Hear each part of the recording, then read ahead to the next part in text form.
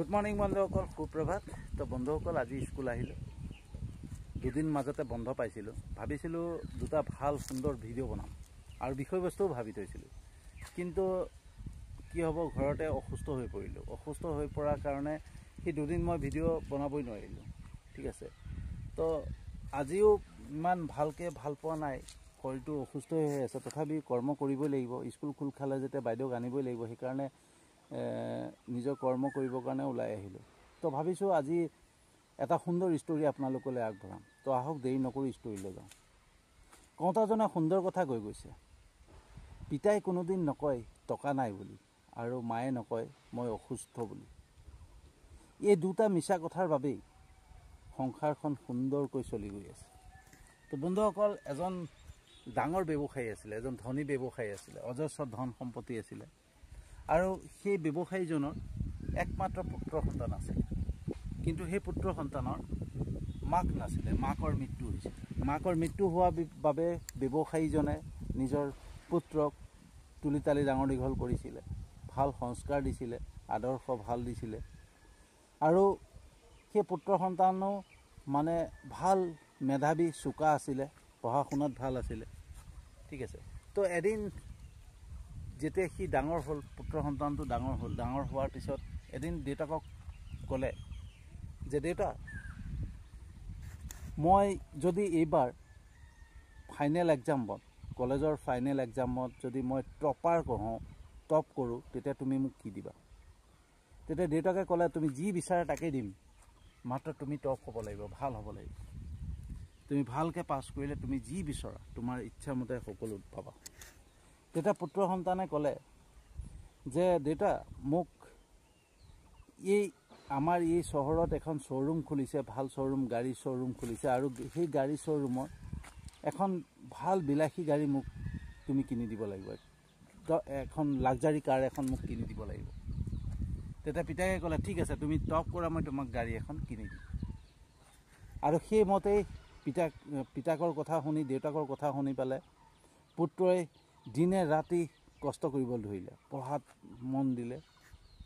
মানে আগত যিমান পঢ়িছিলে তাতকৈ দুগুণ পঢ়া আৰম্ভ কৰিলে, ৰাতি দিন মানে মাত্ৰ পঢ়াতে লাগি থাকিলে। আৰু তেনেকৈ পঢ়া শুনা কৰি পেলাই, ভালকৈ পঢ়া শুনা কৰি কলেজত চবতকৈ টপ কৰিলে, চবতকৈ 1 নম্বৰত তেওঁ ওলালে।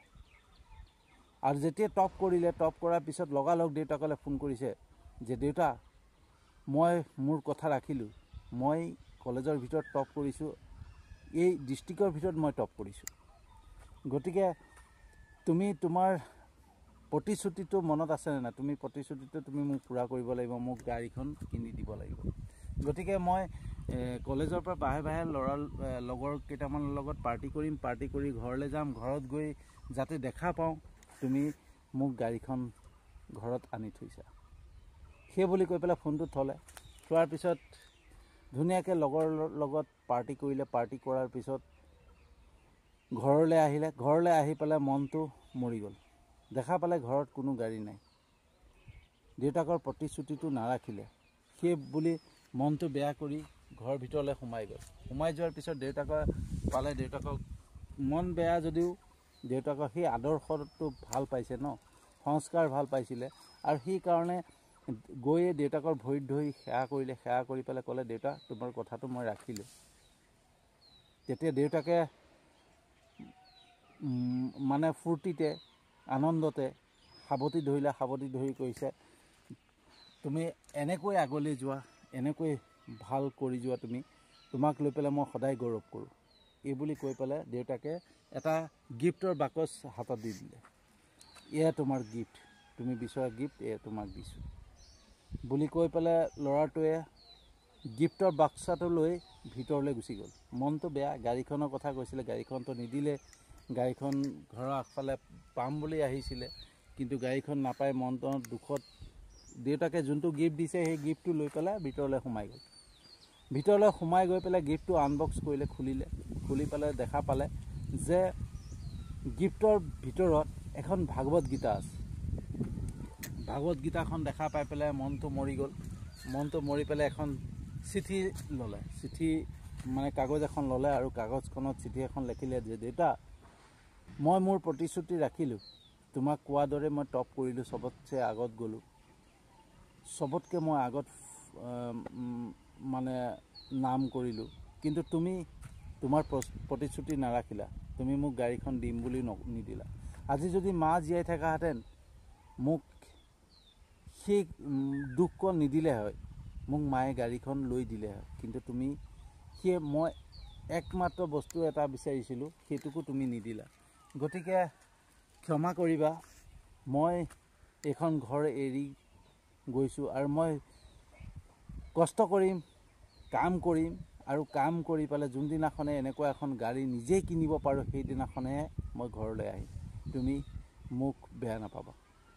আৰু আজিৰ পৰা তুমি মোক ফোনতো কণ্টেক্ট নকৰিবা। গতিকে মই ফোন নাম্বাৰ আজিয়ে এই ফোন নাম্বাৰটো খুলি পেলাই দিম বুলি কৈ পেলাই থৈ পেলাই চিঠিখন তেনেকৈ থৈ পুতেক সি ওলাই গুচি গ'ল, ঘৰৰ পৰা ওলাই গৈ পেলাই বেলেগ এখন চহৰ পালেগৈ। বেলেগ এখন চহৰত গৈ কাম বন কৰি ধুনীয়াকৈ মানে চাকৰি কৰিলে। চাকৰি কৰাৰ পিছত লাহে লাহে এটা ব্যৱসায় আৰম্ভ কৰিলে। ব্যৱসায় আৰম্ভ কৰি ব্যৱসায়ত ছাকচেছ হ'ল। ছাকচেছ হোৱাৰ পিছত যেতিয়া অজস্ৰ টকা সম্পত্তি গোটাই ল'লে, গোটাই লোৱাৰ পিছত সি মনে বিচৰা এখন লাক্সাৰী কাৰ কিনি ল'লে। লাক্সাৰী কাৰখন কিনি আনি যেতিয়া ঘৰত সোমাইছে, ঘৰত সোমোৱাৰ পিছত সি অনুভৱ কৰিছে যে এইখন গাড়ীৰ বাবে মই মোৰ দেউতাক মই এৰি থৈ গুচি আহিলোঁ, কিমান ডাঙৰ ভুল কৰিলোঁ। এখন গাড়ীৰ বাবে মই মোৰ দেউতাক এৰি থৈ আহিলোঁ। মই দেউতাক বুজি নাপালোঁ।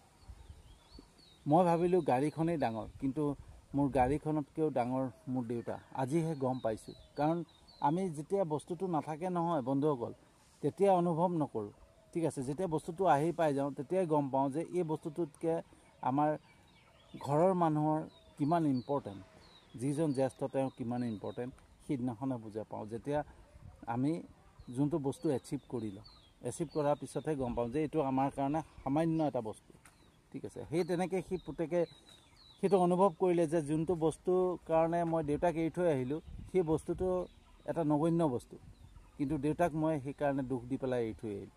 সেই কথা চিন্তা কৰি লগালগ ঘৰলৈ ফোন লগালে। ফোনত ৰিং হ'ল। ৰিং হোৱাৰ পিছত ঘৰত পৰা ফোনটো ৰিচিভ কৰিলে, কিন্তু ৰিচিভ কৰিলে ঘৰৰ কাম কৰা মানুহজনে ৰিচিভ কৰি সুধিলে যে কোনে কৈছে। তেতিয়া পুতেকে ক'লে যে মই কৈছোঁ। আৰু যেতিয়া মই কৈছোঁ বুলি ক'লে, তেতিয়া সেইফালৰ পৰা কাম কৰা মানুহজনে ক'লে যে বোপা, তুমি বহুত ডাঙৰ ভুল কৰিলা। তুমি দেউতাক এৰি থৈ গুচি গ'লা আৰু তুমি ফোন নাম্বাৰো বন্ধ কৰি থৈ দিলা। তোমাৰ দেউতা আজি এমাহ হৈছে এই সংসাৰ এৰি পেলাই গুচি গ'ল। তোমাৰ দেউতাৰ মৃত্যু হ'ল, কিন্তু তোমাক খবৰ দিবৰ কাৰণে আমাৰ হাতত কোনো ব্যৱস্থা নাছিলে। তুমি ফোন নাম্বাৰো চেঞ্জ কৰিলা, ফোন নাম্বাৰো আমাৰ হাতত নাছিলে। গতিকে মই তোমাক জনাব নোৱাৰিলোঁ। তেতিয়া নিজৰ পুত্ৰ দুখত ভাঙি পৰি পেলাই খুব দুখ কৰি লগালগ সেইদিনাখনে ফ্লাইটত নিজৰ ঘৰলৈ আহিলে। ঘৰলৈ আহি চিধা দেউতাকৰ ৰুমলৈ গৈ পেলাই দেউতাকৰ ফটোখন দেখা পালে, ফুলৰ মালা আঁৰি থোৱা আছে। দেউতাকৰ ফটোখন চাই চকু পানী বৈ আহিলে আৰু লগালগ দেখা পালে যে যোনটো গিফ্ট দেউতাকে দিছিলে সেইটো দেউতাকৰ টেবুলতে থোৱা আছে। লাহেকৈ সেই গিফ্টৰ বক্সটো আকৌ আনিলে, আনি পেলাই খুলিলে। খোলাৰ পিছত ভাগৱত গীতাখন উলিয়ালে। ভাগৱত গীতাখন লুটিয়াই পেলাই চাওঁতে দেখা পালে এখন চিঠি। আৰু চিঠিখনত লেখা আছে যে তুমি কলেজত টপ কৰিলা, তুমি মোৰ কথা ৰাখি দিলা, তুমি মোক ইমানখিনি গৌৰৱ দিলা, তাৰ বাবে তোমাক মই যি দিব বিচাৰিছিলোঁ সেয়া দিয়াৰ আগতে তোমাক মই ভাগৱত গীতাখন এটা কাৰণে দিছোঁ, যাতে তুমি তোমাৰ জীৱনটোক বুজি পোৱা আৰু তুমি সদায় সৎ কৰ্মৰে আগুৱাই যাওঁ। তোমাক এটা ভাল সংস্কাৰ পাবা বুলি মই তোমাক ভাগৱত গীতাখন লগতে গিফ্ট কৰিছোঁ বুলি কোৱাৰ পিছত বক্সটো এনেকৈ হিলাই দিওঁতে এখন লেফাফা তলত পৰি গ'ল। লেফাফাটো তলত পৰি যাওঁতে লেফাফাটো খুলি পালে এটা এমলপটো খুলি পেলাই দেখা পালে যে তাত এপাত চাবি আছে আৰু তাত যোনখন গাড়ী দিম বুলি কৈছে সেই গাড়ীখন পাৰ্চেছ কৰি থোৱা আছে, বিল কমপ্লিট দি থোৱা আছে। আৰু সেই বিলৰ কাগজখন ওলাই পৰিলে। কাগজখন যেতিয়া কেছ মেম'খন ওলাই পৰিলে দেখা পালে যে মই মোক গাড়ীখন দেউতাই দিছিল, কিন্তু মই নাচালোঁ। মই ভালকৈ গিফ্ট বক্সটো নাচালোঁ আৰু মই এনেই অভিমান কৰি পেলাই মই ঘৰৰ পৰা ওলাই গুচি গ'লোঁ। দেউতাক দুখ দিলোঁ। সেই বুলি বহি বহি কান্দিবলৈ ধৰিলে আৰু অনুতপ্ত কৰিবলৈ ধৰিলে যে মই যদি সম্পূৰ্ণকৈ গিফ্টটো চালোঁ হয়, সঁচাকৈ মোক যে দেউতাই এটা ভাল গিফ্ট দি থৈছে। তো বন্ধুসকল, এই ষ্টৰিটো অকল সেই পিতা পুত্ৰৰ নহয়, এই ষ্টৰিটো আমাৰ আৰু আপোনাৰ, মোৰ আৰু আপোনাৰ। আমি যিজন ঈশ্বৰক আমি সদায় বিশ্বাস কৰোঁ, সদায় আমি নিজক ভগৱান বুলি ভাবোঁ, ঠিক আছে, আমাৰ সেই ঈশ্বৰে আমাক সকলো দিয়ে, আমাক সুন্দৰ গিফ্ট দিয়ে, কিন্তু আমি সেই গিফ্টটো চোৱাৰ বাবে আমি অপেক্ষা নকৰোঁ। আমি তাৰ আগতেই ভাবি লওঁ যে ভগৱানে আমাক একো নিদিলে, ঈশ্বৰে আমাক একো নিদিলে, আৰু সেই বুলি ভাবি আমি ঈশ্বৰক সদায় গালি পাৰোঁ, বেয়াকৈ কওঁ যে তুমি ভগৱান নাই, এই পৃথিৱীত ভগৱান নাই, ভগৱানে মোক কি দিলে, আমুক দিলে। কিন্তু ভগৱানে আমাৰ কৰ্মৰ অনুপাতত, আমি যিখিনি কৰ্ম কৰোঁ বন্ধুসকল, সেই কৰ্ম অনুপাতত আমাক সুন্দৰ সুন্দৰ গিফ্ট দি থাকে। আমাক অজস্ৰ দিছে, কিন্তু আমি অনুভৱ কৰিব পৰা নাই। কিন্তু সেই বস্তুটো আমি কৰ্মৰ বলতহে পাইছোঁ। যেনেকৈ কৰ্ম কৰিম সেই তেনেকৈহে ফল দিব। গতিকে আমি যেনেকুৱা কৰ্ম কৰিছোঁ সেই অনুপাতত আমাক ঈশ্বৰে গিফ্ট দিছে, আমাক ভগৱানে অজস্ৰ দিছে, কিন্তু আমি অনুভৱ নকৰোঁ। সেই ধনী ব্যৱসায়ীজনৰ পুত্ৰকো ধনী ব্যৱসায়ীজনে ভাল গিফ্ট দিছিলে। সেই গিফ্টটো তেওঁৰ কৰ্ম, সেই পুত্ৰৰ কৰ্ম অনুপাতত, কৰ্মই টপ কৰিছিলে কাৰণে সেই কৰ্ম অনুপাতত গিফ্টটো দিছিলে। কিন্তু সেই গিফ্ট বক্সটো খুলি নাচালে। তেওঁ বিচৰা সকলো বস্তুটো, যোনটো পুতেকে বিচাৰিছিলে সেই বস্তুটোৱে গিফ্টৰ ভিতৰত আছিলে, কিন্তু প্ৰথম বস্তুটো চাওঁতেই দেখা পালে যে ভাগৱত গীতাখন আছে, সেইকাৰণে বক্সটো নাচালেই আৰু।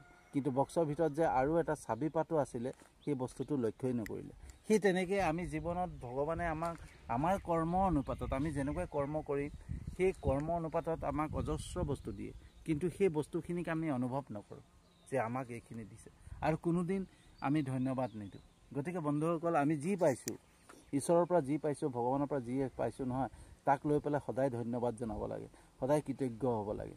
ভগৱানক কেতিয়াও দোষাৰোপ কৰিব নাপায়, কাৰণ ভগৱানে আমাৰ কৰ্মৰ বলত যিখিনি দিব লাগে সেইখিনি দিছে, ঠিক আছে। কিন্তু আমি সকলো বস্তু চালি জাৰি নাচাওঁ, যে খুলি পেলাই সম্পূৰ্ণ গিফ্ট বক্সটো খুলি পেলাই নাচাওঁ যে আমাক ভগৱানে কিমান দিছে, ঠিক আছে। তো বন্ধুসকল, কেনেকুৱা লাগিলে জনাব। যদি সঁচাকৈ ভাল লাগিছে ভিডিঅ'টো, লাইক কমেণ্ট শ্বেয়াৰ কৰিব। মই জানো আপোনালোকে মোৰ ভিডিঅ'বিলাক চাই লাইক কমেণ্ট শ্বেয়াৰ কৰে, আৰু বহুতে মোৰ ইউটিউব চেনেলটো আৰু মোৰ ফেচবুক প্ৰফাইলত ফ'ল' কৰিছে, ছাবস্ক্ৰাইব কৰিছে।